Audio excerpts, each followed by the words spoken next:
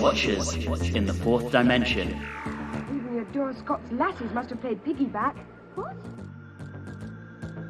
I liked you better in your dress, Doctor. Ah, you made a good granny. I would like a hat like this. Hello and welcome back to Watchers in the Fourth Dimension. I'm Anthony. I'm Don. I'm Julie. And I'm Reilly. And once aboard the Annabelle, that's the only way you'll get off her. Straight downwards. Arr. This episode, we're in Scotland. Okay. Alright, maybe I won't do that. Probably a good idea. Anyway, it's another totally missing historical as our intrepid heroes find themselves arriving in the aftermath of the Battle of Culloden. That's right, we're up to the Highlanders. This story is probably best known in Doctor Who fandom as the last pure historical for effectively 15 years. Yes. So we won't get another one until season 19. And Thank you. yeah, I thought you'd be happy about that, Reilly. Boo. We'd already talked about in previous episodes how producer Innes Lloyd and script editor Jerry Davis were pretty keen to phase out historical adventures, and bluntly, if you've listened to our episode on the smugglers, you'll understand why. Yet, BBC heavyweight Elwyn Jones came forward with a story set around the Jacobite rebellion of 1745 to 46. Jones was a former BBC head of series and is known for being responsible for the development of both Z-Cars and its spin-off Softly Softly. With that kind of institutional weight at the BBC, he just wasn't the type of person that the Doctor Who production office could really turn down. Yet, very shortly after he got the commission, it became apparent that his commitments on Z-Cars and Softly Softly meant that he was actually unable to work on this, so Jerry Davis stepped in to write the scripts. Both Jones and Davis were given on-screen credits. So we're already off to a flying start there. This story was originally intended to be the 5th serial of Season 4, and thus Patrick Troughton's 3rd serial after The Power of the Daleks and The Underwater Menace. Director Hugh David was assigned to direct the 4th serial of the season, and he took one look at the scripts of The Underwater Menace and said that it couldn't be done on a standard Doctor Who budget. So in order to keep him, because they rated him as a director, they brought the Highlanders story ahead. Hugh Davis, the director, was actually an actor turned director, and he had been originally considered for the part of the Doctor in 1963 by interim producer Rex Tucker, so that was before Verity Lambert came on board, and Rex Tucker is probably most famous to us now as being the fellow who directed The Gunfighters. He's known for his work, and he being Hugh David, on shows such as Compact, Z-Cars, again, Z-Cars is all over the place here, Doomwatch and Grange Hill, and he'll actually return to Doctor Who for Season 5's Fury from the Deep. One element of the script was the prominence of the Jamie McCrimmon character, who Lloyd and Davis felt had the potential to be a companion, and they insisted on being a key part of casting the role. Fraser Hines was the chap who was cast, and his contract included an option for 3 further 4-part stories after this one. And it was within a week of first being on set that they made the decision to exercise that option and make Jamie a permanent companion. Fraser Hines himself had been a child actor, and he had notably worked on an early Hammer film called X the Unknown, which is excellent if you haven't seen it, as well as both Smuggler's Cove and Smuggler's Bay, 2 TV shows that were related, and in the latter of which he starred alongside a fellow called Patrick Troughton. And then after he left Doctor Who, he became extremely well known for his role in British countryside soap opera Emmerdale, in which he appeared in an enormous 1,352 episodes. Ridiculous. Sadly, this is another episode for which no new incidental music was composed, so there's no composer on this one. In the designer's seat, we have Jeffrey Kirkland in the first of 2 jobs on Doctor Who. He is of no relation to the name brand of Costco. And he'll later return in Season 4, designing even on the Faceless Ones. After Doctor Who, he actually had quite the career working on things as prominent as Captain EO, Bugsy Malone, and Space Jam. Working alongside him as costumer, we have the return of Sandra Reid. With that, we move into our short summary, which is in the hands of Don this time around. Take it away, Don. The TARDIS crew land and find themselves surrounded by men in kilts.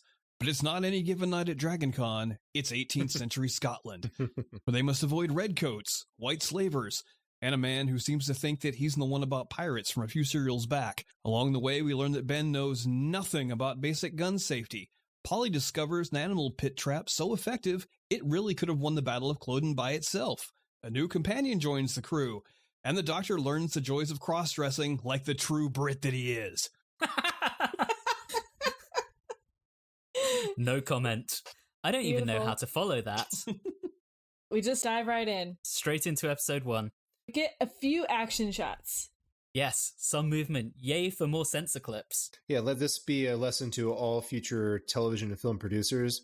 If you have to film or shoot around a time of like a battle, make sure it's at the end of the battle. A lot cheaper that way. That's a really good point though, Reilly. I mean, I know you said that somewhat facetiously. Well, I mean, no, it's what they had to do. So you look at the example, the Mythmakers, or what's that one we hated? The Massacre. I was trying so hard to put it out of my mind. They all lead up and then cut away just before the worst of the fighting. Mm-hmm. Whereas this one takes the opposite approach and starts after the battle has ended. For any narrative, even for a war movie, there isn't really that much war going on. It's about behind the scenes, the conversations, the leading up to or the falling action afterwards.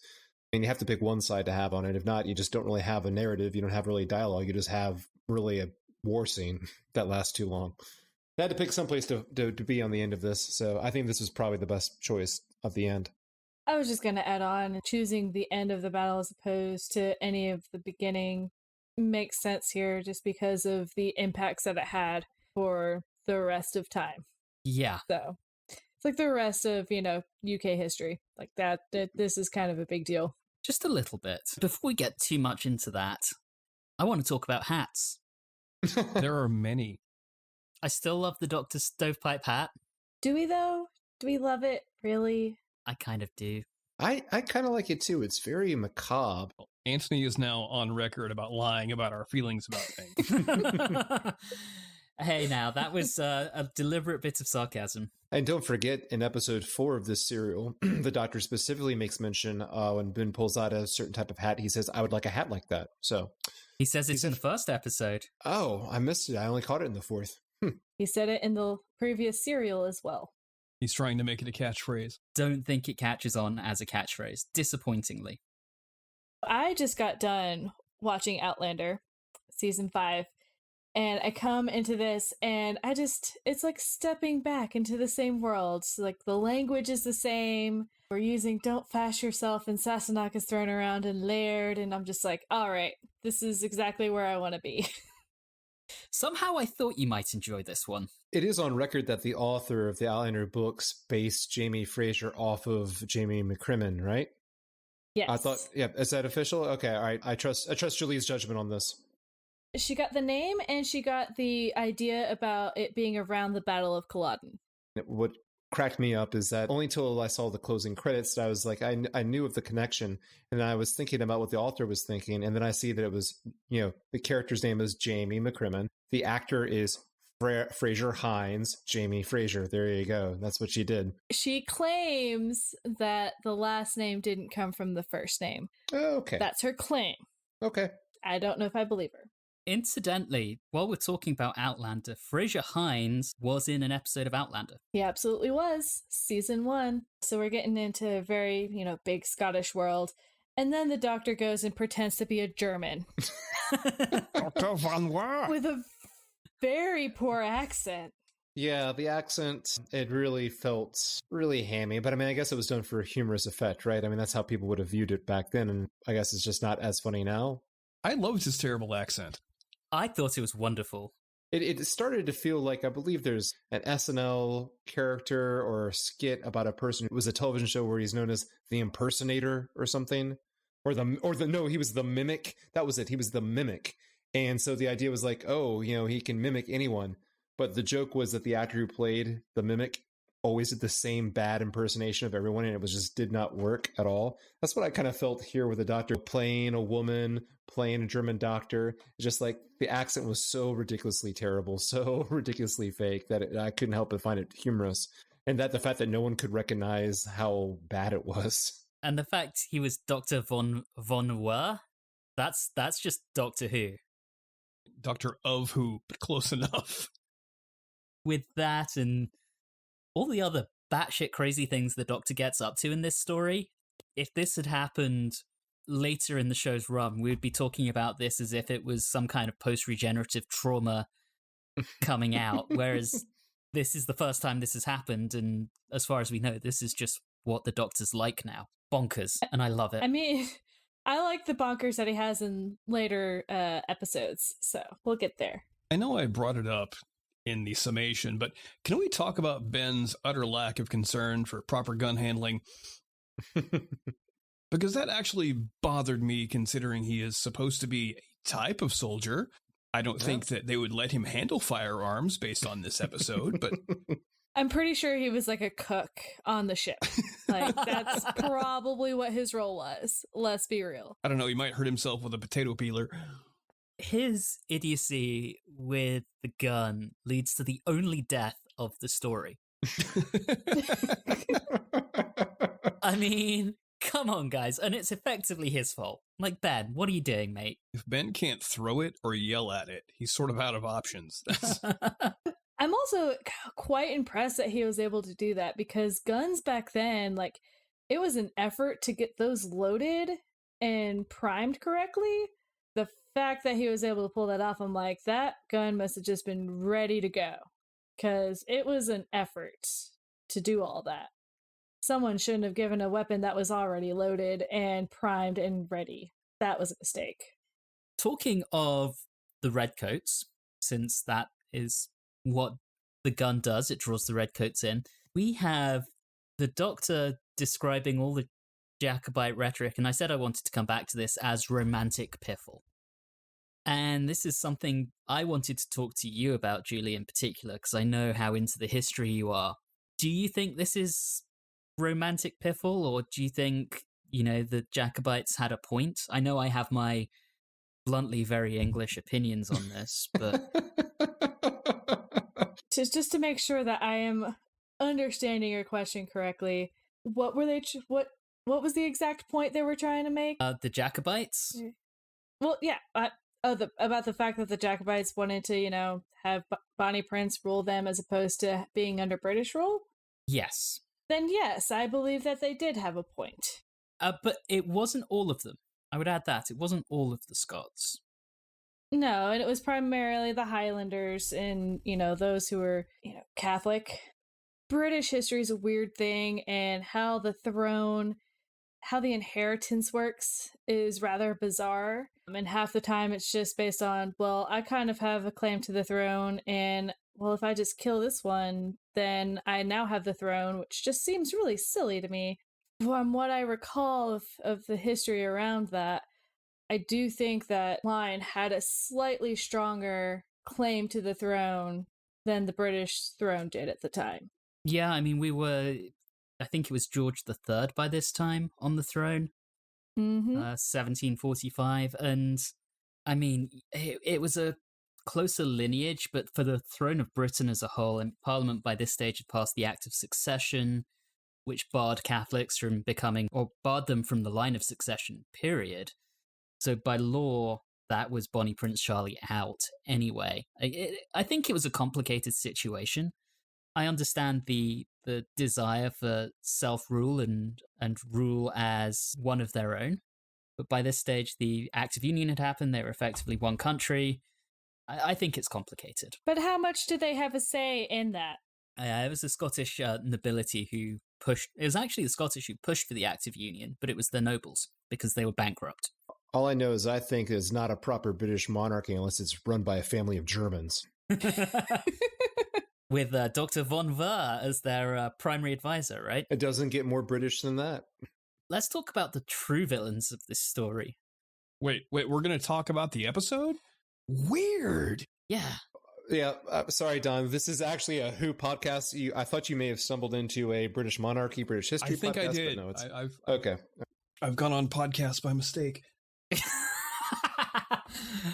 The real villains of the story. Solicitor Grey and his lackey Perkins. Shmee! It did have that kind of feel. Yeah, he's your standard put-upon idiot lackey. Yes. He's just the most moustache-twirling official that doesn't actually have a moustache out there.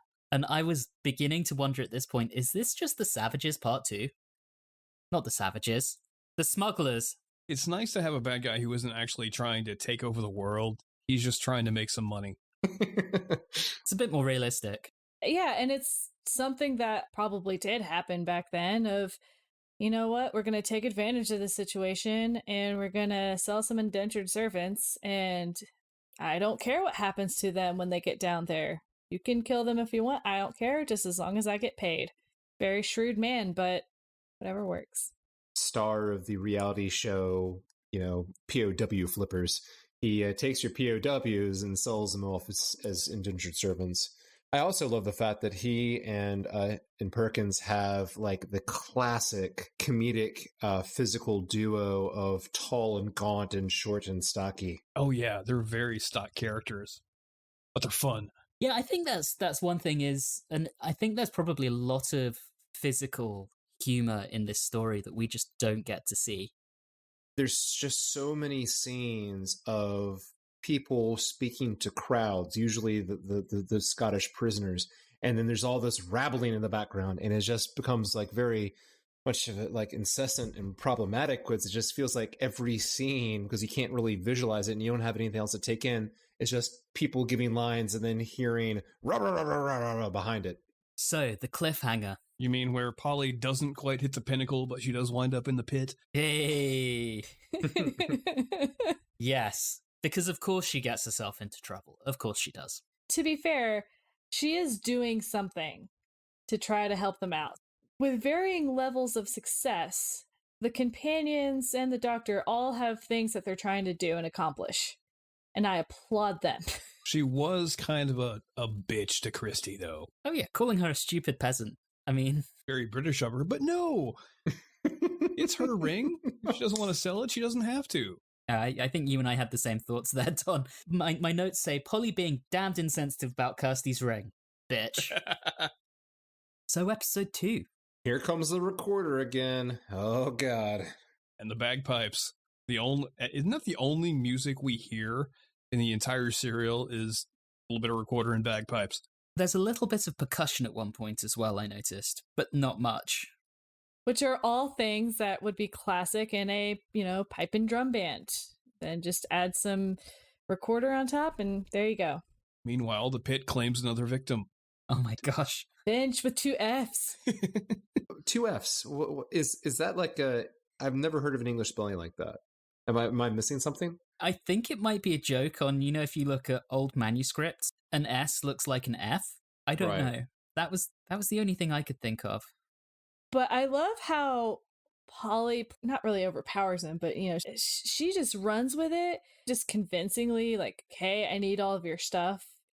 Polly, you're really good at this." Towards the end, it was like, "Oh, well, Polly actually liked Algie. Well, look at that." Yeah.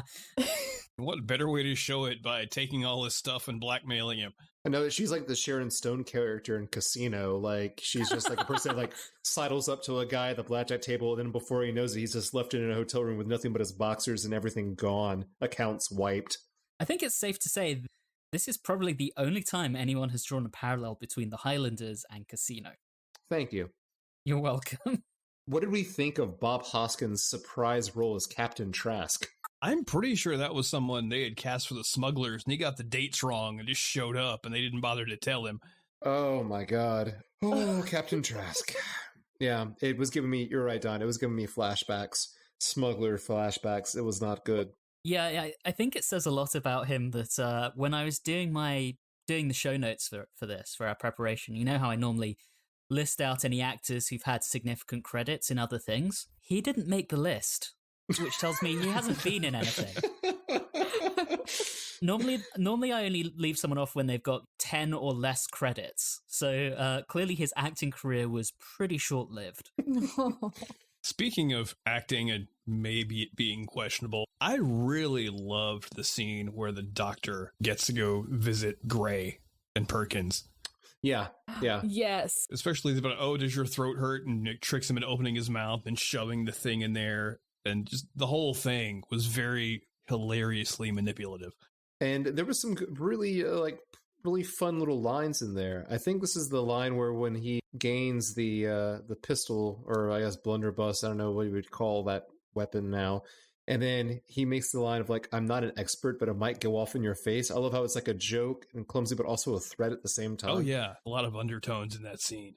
In general, the Doctor in this is a little unpredictable. You know, he's locked up and he loudly declares, well, I'm just beginning to enjoy myself. I'm like, what? Who is this guy? And then he's in there yelling, down with King George. He's pretty all over the place here. Every once in a while, I'm like, not quite questioning his motives, but I'm like, all right, how does this line of reasoning work? How did we go from here and get to here? I have no idea, but the Doctor did it somehow. He's very much not William Hartnell in this. I mean, it seems like they've kind of thought, what are all the things that Hartnell would have just point blank refused to do? We'll make the new guy do that. Okay, I think we are lucky we never saw Hartnell in a dress. But here it's funny. Yeah. But, you know, you can just imagine that conversation. Hey, Bill, we'd like you to do drag for this. I don't think that would have gone down well with him. I mean, let's think about this. Troughton has the scene with Perkins and Gray where he's like doing like these quick little witty tricks and stuffing like, you know, thing in his mouth and like hitting the guy's head and stuff like that. Then like dresses up in disguise as a woman. He's basically Bugs Bunny. I mean, he's a cartoon. That's how the portrayal feels like, especially with the recorder. It's very lightweight, like a cartoon character. I mean, that's a valid point. Yeah. I hadn't thought of it like that, but I don't think you're wrong. I'm just glad he's back to stealing clothes like he did in the Crusades. You gotta just keep certain traits the same. He's still the Doctor. He steals clothes. Just ladies' clothes this time. We also have the return of, just for the sake of Reilly, I'm going to call it our things to do trope, where at the end they throw a guy overboard and say, hey, if you try to escape, that's what'll happen to you. Yeah, it's classic. I love it so much. I thought that was a weird cliffhanger. Because you just lost profit right there to make your point. Yeah. But hey, these are apparently not rational people. Well, I mean, they probably figured that they were going to lose some on the trip anyway because people get sick and die all the time on those kind of boat passages. So he's like, well, you know, one or two won't necessarily hurt. This guy looks weak. Let's throw him overboard. Just to make a point. And where were they going to? Barbados? I believe it's Barbados. All I know is I don't know many, you know, people that have, you know, Scottish ancestry from Barbados. So I think it was pretty brutal for those Scots prisoners if they would have made it there. We don't know how long Gray's been doing this. He could have been doing. I'm assuming he's been doing this for a while, or at least for a couple, you know, till the end of the last couple of, like, battles against the Scots. Did anyone else pick up on how slavery in itself is always going to be a nasty topic, but there was a really nasty conversation around it in this episode? I think I know what you're talking about. Yeah, there's a comment about one of the Highlanders will do double the work of one of your black slaves. My actual note is that's racist. Bad enough you enslave people, but then you insult their work ethic. Yeah, that was pretty nasty, though. I mean, I think they were just trying to give depth to the evilness of these characters, you know, how horrible they are. So I was wondering, like, you know, since we have villainous English characters, Perkins and Gray, I mean, that's basically it. And I guess you could argue other English officer, and British officer. I was wondering, back when this originally aired, were there people like in England that may have been like offended that they portrayed the English this way regarding the Battle of Culloden? Or do they like, that's so long ago, I don't really care? Because all I know is if you did something where you portrayed 50% of like an American military force in some sort of war as being like really evil, you're probably not going to be doing anything anymore in television production or film production. But let's be real, the British Empire was not a very pleasant place. I wasn't saying that it was. I was just wondering if there was a member of the English populace back then that would have been like offended and angry by the portrayal. I'm not sure. Okay.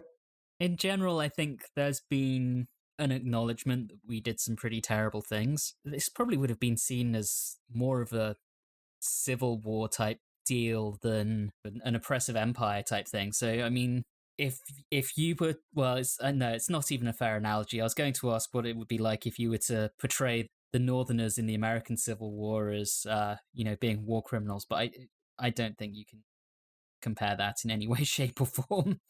So episode 3. Episode 3. Let's do it. We start out with Trask just being the total pirate stereotype that Don talked about, but doesn't he call someone a scurvy swine or something like that? I believe he does. That was amazing. That's one thing that was definitely the only thing missing, is that all like the crazy pirate lines from the smugglers. I mean, it was definitely short on that. I think would have been better if Trask just seemed like he just didn't have a way with words. He was just crude all the time. Well, that's the reason I didn't really have smugglers flashbacks, is because that didn't leave enough of an impression on me to have flashbacks about it. That right there. Also, I found it funny that Trask had betrayed the true captain, which means the true captain trusted Trask in the first place. I mean, there's a certain level of trust, and I believe that it was mainly I trust you enough to be on my ship. That's not a very high level of trust, but it exists. It was definitely weird. Maybe he's a good actor. Sure.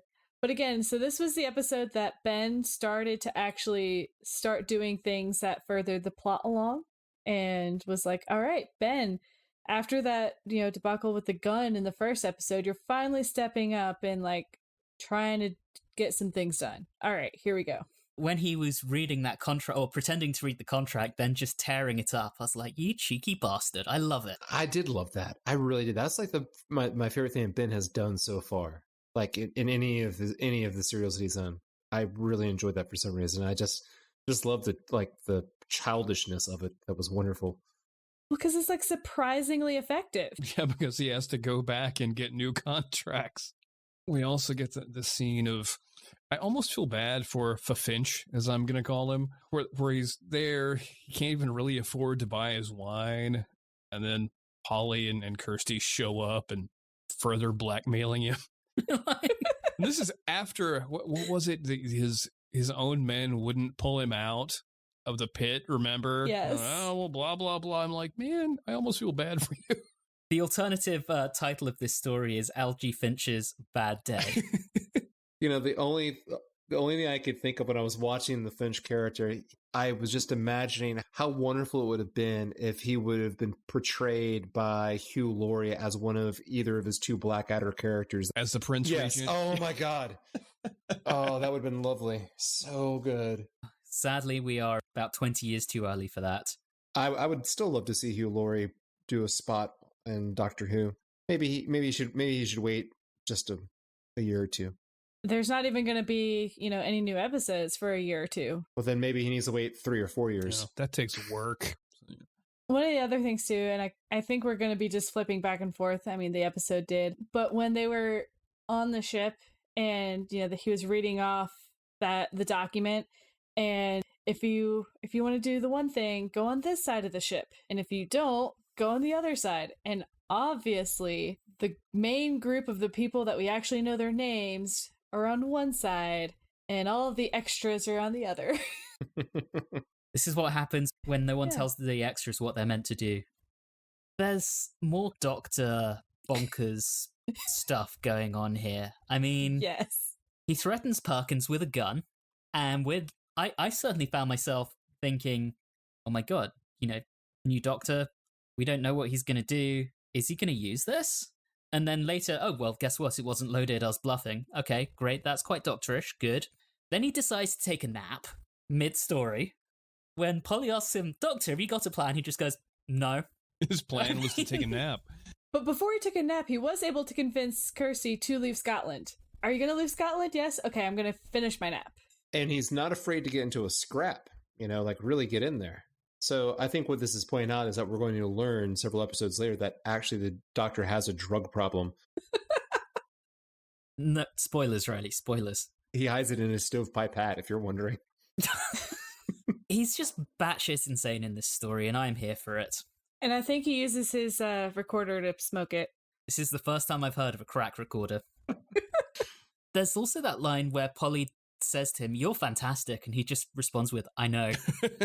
One thing that I forgot to mention, and I think, most of it happens in this episode, of how dark this episode actually got. We had the part where they were going to hang people. Man, like they were on the stools, and it was about to go down. And I was like, they're gonna do that? Obviously, they then cut away, but it got real close. And then at the end of this one, all right, we're gonna tie Ben up and we're gonna dunk him and drown him. I'm like, what? And that gives us a cliffhanger. On to episode 4. Where we learned that Ben was a magician. And can swim. Oh, he's in the Navy. I hope he can swim. But we've already established he's a chef. That was the thing I did find slightly ridiculous. When was it? Episode 2, the cliffhanger was the only way off is down, implying that, you're going to drown if you try and escape. Can none of these people swim? I don't think that's that uncommon, actually, for that time period. I guess. It wasn't a common practice to go lay on the beach in the summertime during a holiday. If this episode would have aired in the last 40 years on any major television channel, there would have been a disclaimer telling kids, you can't do that. Even though you know what to do, like Houdini, it doesn't mean you can actually pull off that maneuver. Yeah. Moving on from that, we get the Doctor in another disguise. Complete with fake mustache. Where did he get that fake mustache? Doesn't matter. He's a cartoon character. He has like an endless bottomless pocket that he just pulls it out of, right? The hat has TARDIS technology. It's just he just can pull whatever out. It's a hat of holding. Amazing. This entire episode is, I don't know, I keep saying it, but this entire serial and this episode in particular is kind of bonkers. You've got the Doctor trying to claim that Jamie is Bonnie Prince Charlie. Do none of these guys know what Bonnie Prince Charlie actually looks like? I guess they probably had portraits. But even then, yeah. So unless they physically were talking to him face to face, there's a chance that they wouldn't recognize the Bonnie Prince, which is how the Bonnie Prince in real life got to escape, was because he, went in disguise and hid and ran away. That's true. We didn't have Facebook and Twitter and all these other places to just post people's pictures everywhere. True freedom. Now that we're on episode 4, I think it's really important or interesting point to bring up Jamie's character. Did anyone else feel like he had not stood out at all until all of a sudden he's just the last Scott standing, so to speak? He didn't. It was because they liked the actor. They didn't really have the character developed enough to become a companion. He wasn't brought upon the TARDIS crew by Ben, Polly, and the Doctor because they knew him well or liked him. He just literally was left over. We had nowhere else to go. So at least that made sense, instead of them all of a sudden be like, we really like him. Like, you don't even know him that well. They had originally shot an ending where Jamie basically waved goodbye and wasn't included. But then they decided that they liked the actor and wanted to see him continue and got him, on the contracts and that. And so they reshot the ending. But no, this doesn't set him up as being a companion very well. It's more acceptable than Dodo. So many things are. In a way, it didn't set him up as a companion because it didn't give him, much of a backstory, and he wasn't very active in the plot. They at least made it reasonable as to how he got on the TARDIS. I'll give them that. Before we get to that point, I want to talk about the battle on the ship. Reilly, I think we had a tweet about this, didn't we? Well, it was actually not in regards to this episode. It was the Smugglers. This is the Smugglers Part 2, isn't it? We have a listener who contacted us on Twitter, Philip Cully. He made mention that the live-action fight at the end of the Smugglers Recon, the original loose cannon recon of the Highlanders from 2000, used clips from the Mutiny of the Bounty in this final episode here, instead of just the stills. To represent the fight scene, just the old Mutiny of the Bounty film. So that would have been interesting to see that. And see why that might be confusing, to just put in footage of some characters you've never seen before fighting. But anyway, well, thank you, Philip, for the point. That is, someone should make that would be very interesting if someone took a record of the changes that loose cannon makes to their own reconstructions over time. There might be people that do that, but that is probably a very difficult job to do. But thank you, Philip. I love how in the fight that Willie, the original captain, gets to take on Trask, because obviously that had to happen, and obviously he had to win. And Perkins goes with them in the end. It's a very true point, though, when the Doctor was like, he's loyal when it suits him. The only reason why he was loyal to Gray was because Gray would pay him money. Yeah, Perkins is in it for Perkins. Perkins plays both sides, so he always ends up on top. After the big fight scene, poor Ffinch. He gets used one last time. He really is having the worst day. I'm starting to think he kind of likes it. He does get some wins at the end, though. He does. Gets a kiss. He gets to arrest Gray for being a slave trader. But also keep in mind that when Polly did kiss him on the cheek, she probably stole his wallet too. So, yeah. She'd already done that, so unless he somehow acquired a new one. She eventually gave it back. It gave it back, and when he opens the fold of his wallet, it says, "You've been robbed by Polly. Thank you. Good night." I thought it said that she gave him a lock of her hair as well. I think so. I think you're right. Wow. Yeah. The stills we had for this, Polly was looking really good in this episode. Ffinch barely knows her. She's cheated and swindled him repeatedly. I mean, he's got to like her for a reason, and she looked really pretty. That's the only reason I could think why he was a little bit into her, unless he's just a masochist. I wouldn't quite say a complete masochist, but he's probably not encountered a woman like Polly. He likes the bad girls now. Speaking of Polly, when they're talking about taking Jamie with them, the way she's like, "Doctor, can we take him with us?" It's like she's talking about a puppy that they've just found. Can we keep him, please? Well, and then she takes his hand and he's shakes his head like he doesn't really want to go. And then she's like, "No, come on." So kidnapping. It's the TARDIS way. Polly learns some lessons from the first Doctor in the 3 stories she was with him for. And that brings us to the end of the story. Metrics? Camp count. I think just Trask. Trask. Maybe Gray? I thought Perkins. Gray and Perkins together is 1. Okay. That's 1. And then Trask is another 1, so 2.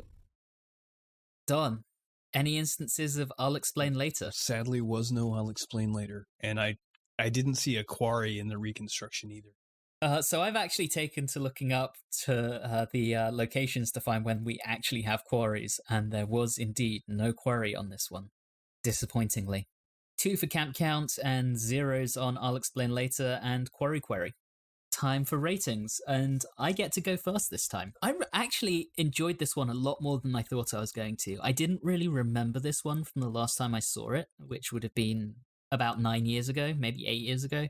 But I thought it was a lot of fun. We had the Doctor being absolutely crazy through it and just being bloody entertaining. As I said, they would have never got Hartnell doing any of this stuff. The storyline actually kept me engaged, unlike the Smugglers, and I can't quite explain why I enjoyed it so much. It was nasty in places, but I just found it a lot of fun. So for me, this one gets 6.5 torn up contracts out of 10. Don. I'm pretty much right there with you. I went into this serial with fairly low expectations. It's going to be interesting to see how Reilly rates this, because not only was this a historical, it also featured a musical instrument, being the bad type, so it's automatically going to be like a 2, maybe a 3. That's my prediction. But overall, I enjoyed it, mainly because anytime the Doctor was on screen, something fun was happening. There was not really any points where I was bored, but I wasn't as over the moon about it as I was Power of the Daleks. So I'm going to give this 6.5 Doctors in Dresses. Okay.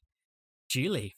I think I agree with a lot with you guys. The Doctor being a little bit nuts and was never really bored. And what I really enjoyed about it is that the 2 companions actually had things that they were doing that was accomplishing some goal that added to the story. Because I really think that since Ian and Barbara left, and Vicky actually, the companions have been a little bit weaker. So the fact that both Ben, Polly, and the Doctor all had things that they were trying to do and accomplish and did those things, I'm going to give it 7 out of 10 Bonnie Charlie rings. Okay. And Reilly.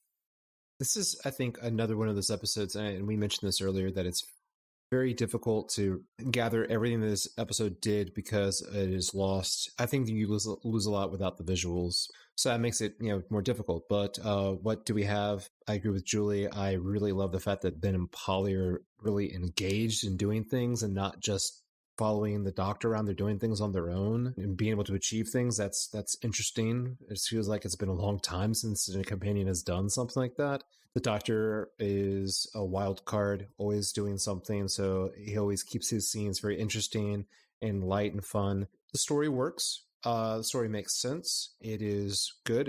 And the best thing about it is tight. It is 4 episodes, and there's no dilly-dallying. Things are moving at a decent pace. But did it grab my interest a lot? No. Dialogue could have been better. But overall, it's okay. I was kind of hoping for maybe a little bit more for the second episode of the Second Doctor. So I will, just because now we are getting more accustomed to him, and this should have been something where he would have been settled in without the exposition of who he is and his regeneration. So I will give this 5.5 Jacobite cockades out of 10. Okay, so that gives us a story average of 6.38, making it the third highest rated story of the season, or second lowest so far, scoring almost double what we rated The Smugglers. With that, we are just about out of time. We'll be back next time when we head off to the city of Atlantis, not Atlanta, for some underwater shenanigans. In the meantime, all of our previous episodes are available on your favorite podcasting app. You can interact with us on Facebook, Instagram, and Twitter at Watchers4D. And as a reminder, you can email us at watchers4d@gmail.com. And if you're enjoying the show, please do subscribe and leave us a review or rating on your favorite podcasting app. All of those things really do help the show. But for now, thank you very much for listening. Have a good one. You have been listening to Watchers in the Fourth Dimension with Don Smith, Reilly Shrek, Julie Philippak, and myself, Anthony Williams. This episode, Algie for Ffinch's Bad Day, was recorded on Wednesday the 20th of May 2020. And if you're having a bad day, just ask yourself whether you've fallen into a hole, been held at gunpoint, mugged, blackmailed by 2 unarmed women, and blackmailed again by one of your own men. If it's been that bad, then there's always the possibility that you might get a kiss at the end of it. But probably not.